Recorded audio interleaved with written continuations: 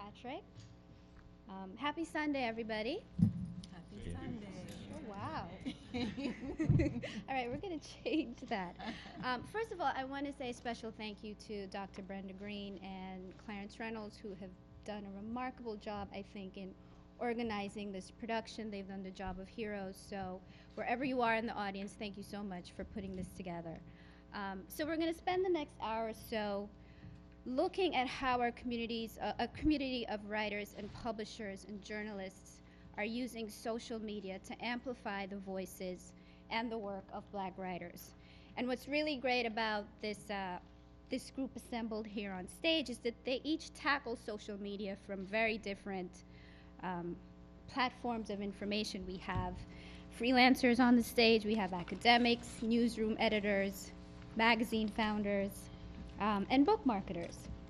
And I've been having some email conversations with some of the panelists prior to today, and what they've been saying on email has actually been quite interesting. I'm going to put Troy on the spot for a second, and he emailed me, Troy Johnson, and said that he's actually convinced that social media will not do us any real good in the long term. In fact, it might be doing us more harm. So we're going to get to that in a second.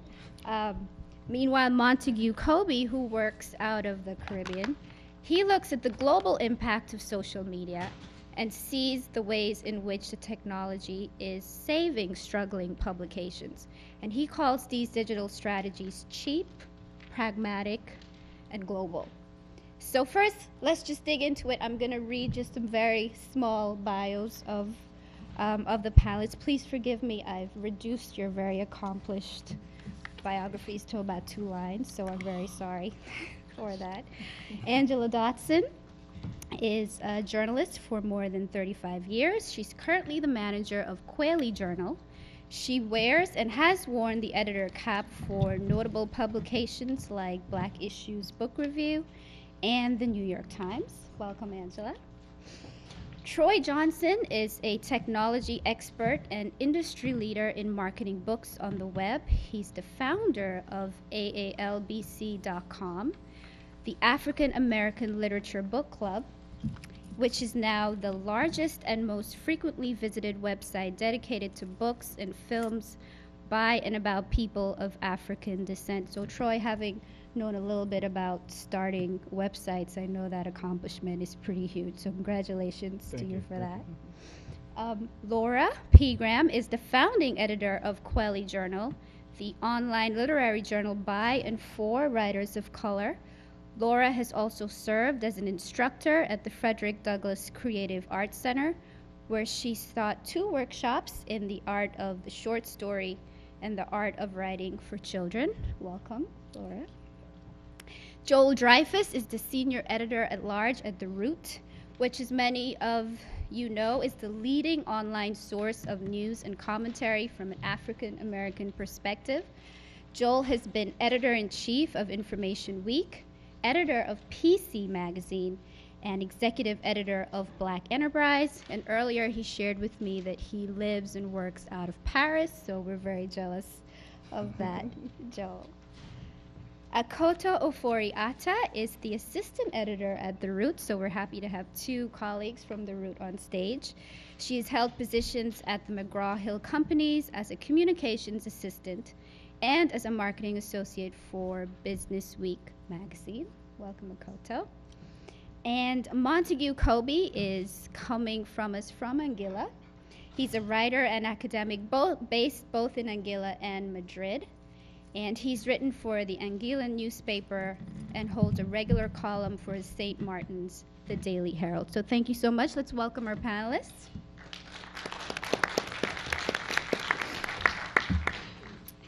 So I want to be a troublemaker and start with Troy Johnson, who's a troublemaker himself. So Troy, you wrote to me, and I'll repeat for our audience, that you're convinced that social media will not do us any real good in the long term. In fact, it might be doing us some harm. So that's pretty bold and pretty controversial, I would think. So tell us a little bit about that, and I hope that our panelists weigh in on Troy's statement as well. Okay, since I actually did write that, I'll stick to it. I was I was prepared to say that I'm not convinced, because really no one actually knows what the long-term impact of social media will be, particularly in the context of promoting, marketing writers and the work that writers do.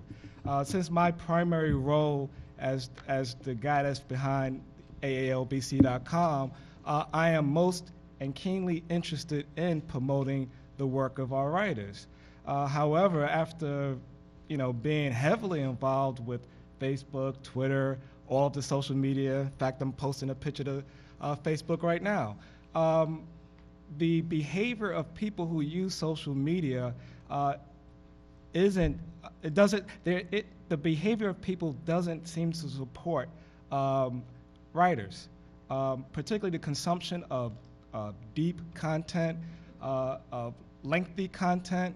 If you look at the behavior of people who visit my fan page, for example, I can have a great book review or a great article posted on my website, and I can get a lot of people click and like the article, but most never actually click the link.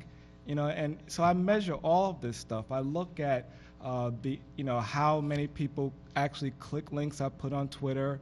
I engage people. So over the years, I'm not seeing as much of a return in investment when I compare that to the amount of time I spend. And I'm fairly certain I'm a more sophisticated user than most users, and I spend most of my time promoting writers, and that's what I see. I do know, for example, that my traditional newsletter does a lot more in engaging and promoting the work of writers. Old-time discussion boards were much more of a rich environment for exchanging ideas. I'm not so sure that you can exchange anything of meaning or depth, certainly, in 400 characters, and that's what is really coming down to.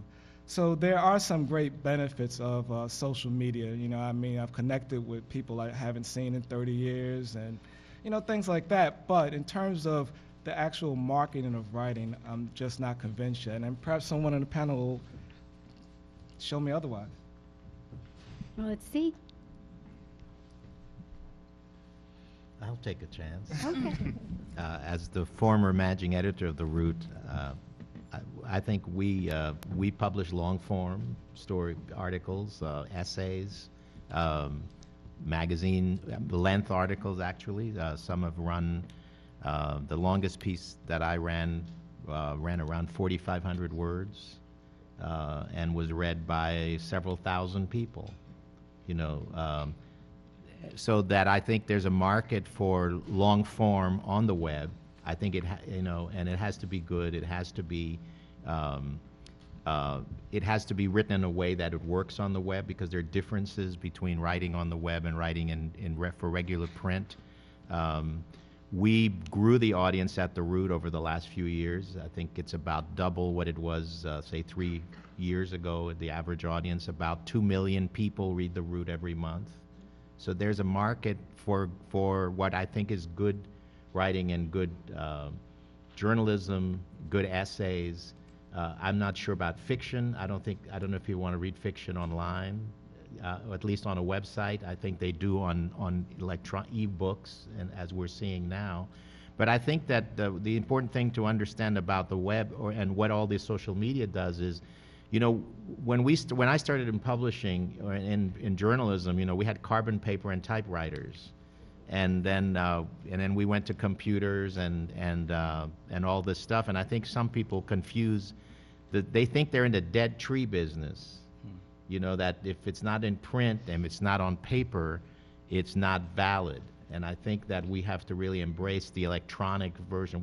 We're communicating ideas and visions and worldviews, and I think I think what the internet has done is created almost free distribution.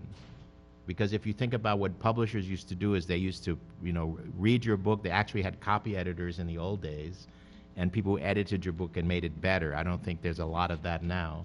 But then once they did the book, they had to print it, they had to bind it, they had to distribute it by truck, and it cost a lot of money. So theoretically, I'm very excited about this era because I